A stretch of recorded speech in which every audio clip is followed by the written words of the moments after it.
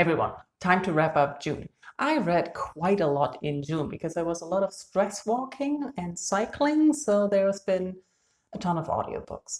But let's look at the videos I uploaded first, because I uploaded a weekend vlog and a letter to the months. I highly thank you for enjoying my vlogs, even though I think I'm out of practice. I messed up a lot of the footage. But anyways, thank you very much for watching and all your nice comments to my letter to June. Now let's get into the books, and we'll start with physical books. I finished The Every in June. I basically read about 200 pages in June, but that doesn't matter because it's big and I finished it. I uploaded a review of the book and I highly enjoyed it, even though it is a little bit of the same and more than The Circle. This is a sequel or companion novel to The Circle, where we're introduced to this internet or web company that starts to command and rule everything. And in this book, we dive deeper. They changed the name from The Circle to The Every. It's a few years later, things happen, and they're going more and more into the surveillance and apps and influencing and controlling people, governments, everything. Like in The Circle, you get a lot of crazy ideas where you think people won't fall for that, and then everybody falls for it. And you're constantly bombarded with that. Crazy new apps ideas is what happens here a lot. And you just see what's going on and you think this is going to work, but it doesn't. And it's fascinating to read. I like Dave Eggers' writing. It's clever writing, I like to call it. If you like that style of writing, you're going to enjoy The Every. I think you don't have to have read The Circle to understand this book, but it gives you a different understanding of it. And if you only want to read one of both, I would go for The Circle because the story is more captivating and I was much more enraged or engaged with the book. The next book was more or less a cover buy and turned out to be completely different than what I expected. I Want to Die, but I also want to eat tteokbokki. I thought it was a catching title, a lovely cover, and I wanted to see what kind of story would evolve around that title. But it turns out it's a non-fiction book, halfway of transcriptions of the author's therapy sessions, talking about her form of depression and going through situations in her life. And the last 30 or 40 pages something are essays about different situations the author talks about. And I highly enjoyed this. It was very interesting to read. It does feel a little bit nosy, like you sitting into someone else's therapy session and you get some information, but also a little bit therapy yourself, and I enjoyed that. It was a very fast read. It was very good for the position and mood I was in because I'm scatterbrained all the time, and I didn't have to focus on things, and I could reread certain sections without losing anything of the flow of the story because there wasn't any flow of the story. The writing also was enjoyable. I talk about this in my weekend vlog, so if you want to hear me talk more about it. And the last physical book I read was also different from what I expected. The Disaster Tourist was talked about a lot, I think a year or two ago on BookTube, and I kept meaning to read it, but I never picked it up. So this month I decided, why not? It's short reads are good at the moment, and let's read something that you've been meaning to read forever. And I always thought this was a book about a young woman working for a travel agency and going to different disaster places or scenarios, which sort of it is, but not. The young woman works at a travel agency that caters to disaster tourism, where people go to places where natural or other disasters happened, to do a little bit of volunteering and sightseeing and vacationing and whatever you do. You want to see the hard life and want to have an adventure. But that's not what the story is about. The story is more following this travel agent who has problems with her boss, who starts sexually harassing her, which she only does to people who are on their way out, apparently. So when she threatens to resign, he sends her on a trip to check out a tour that they have and see if it's worth continuing. So she goes on this trip, and there are things happen that she didn't expect, I didn't expect. The book took turns and twists where I thought I did not see that coming. Other things I saw coming, but most of it I was like, where is this going? And it's very enjoyable and boring at the same time. So parts of the book are very captivating and you're really hooked, but others drag. And so halfway through, I was about to DNF, but then I continued, and there was a huge turnaround, and I'm so glad I did it because the ending was very interesting and completely fun.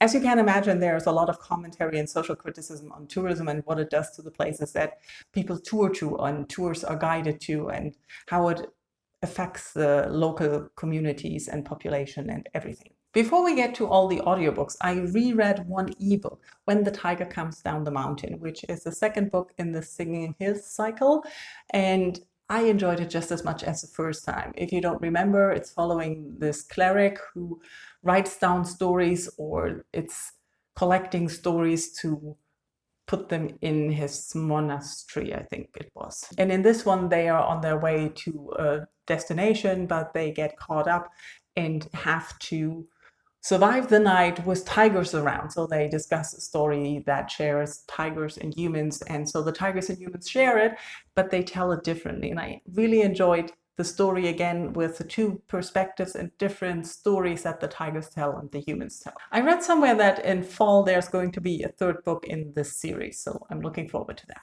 And now we move on to my stress listening.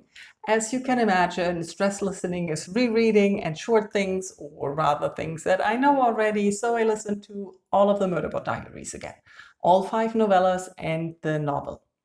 And I enjoyed them again. I had so much fun. If you haven't heard of the Murderbot Diaries so far, I don't know, are you new here? Hi. The Murderbot Diaries follow a sec unit, which is a human bot construct, who disabled their government module, which is something in their brain that the company or their owners use to discipline them. So they disabled that, and instead of running around feeling the freedom, they continued with their job, which is being a security unit, and instead watched tons of media and are feeling socially awkward most of the time. The Murderbot Diaries follow the sec unit around when they're going on different adventures, meeting different people. Each novella or each book in itself has some form of quest and plot, but they all overarch and are connected somehow. I highly enjoy them. I highly recommend them. It's very well written. The audiobooks are very entertaining and fun to do. So that's what I did. Then I also re-listened to Siddhartha, and this is a classic where we're following Siddhartha on his quest or on his search for meaning and purpose in life, and trying out different religions and ways of life. It's enjoyable. I read it 20 or so years ago in print, and now I listen to the audiobook. The audiobook was well done, but just as before, I noticed it's forgettable. I enjoy it while I'm listening to it. I feel the story. I'm with Siddhartha going through places and learning different wisdom, and then I cannot tell you any of the wisdom now, which is bad for a book I've read twice. Moving on, the last fiction I listened to was a German novel, auch immer seid, something like Wherever You Are, which is by a Vietnamese German author, and it's talking about Vietnamese immigrants to Germany who came during the Vietnam War, and it's not the first generation, but the second generation, the daughter telling about her experience and family, and a lot about the father's family or the father's life in Vietnam and their family. And it's multiple perspective at times, and it's rather interesting. I personally know nothing about the Vietnam War. That hasn't come to me through the American lens, meaning US movies and whatever happens with the Vietnam War in anything media that is movies and series, usually from the US. And this part, it was more from the perspective of people living there, and a lot of it happened in the 60s and 70s during the time of war. The part of the immigration to Germany for the family, that was also very interesting, and also the experience of the Vietnamese daughter growing up here, second generation immigrant in Germany. And I thought it was very well written. It was very well presented. The audiobook was very well done. And what I thought a little bit was lacking was the ending. It somehow just ended, and it is a little bit open-ended, and you know me, I don't like open endings.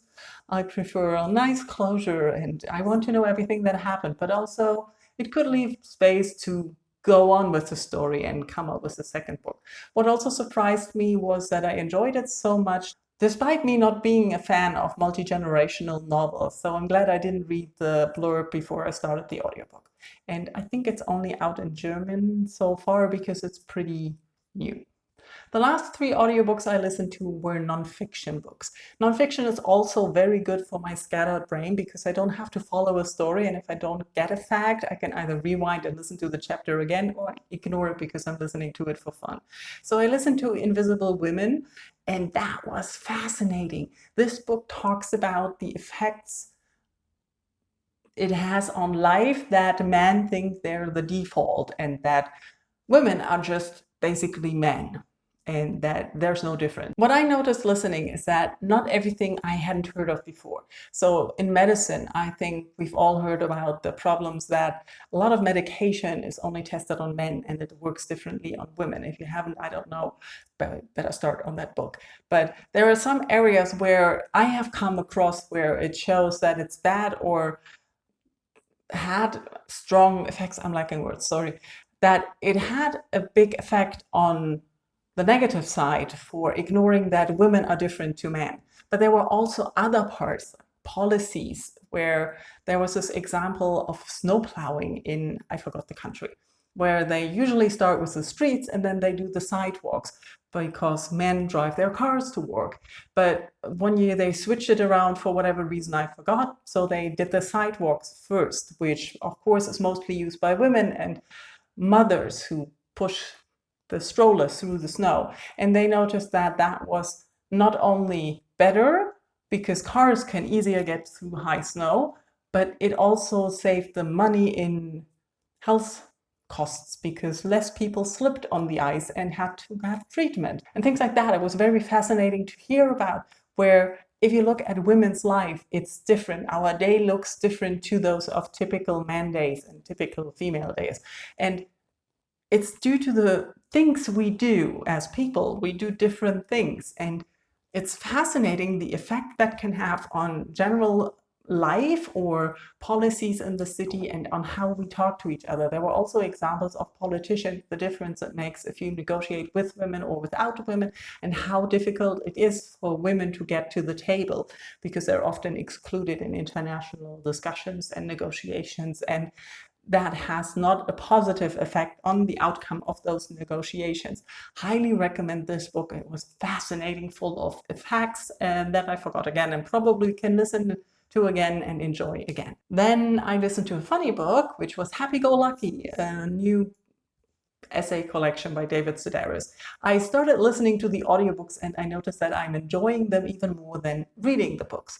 So now it's like with Patti Smith's audiobooks or memoirs. I think I said that before. It feels like sitting down with a friend who's telling you stories of their life. And that's just that.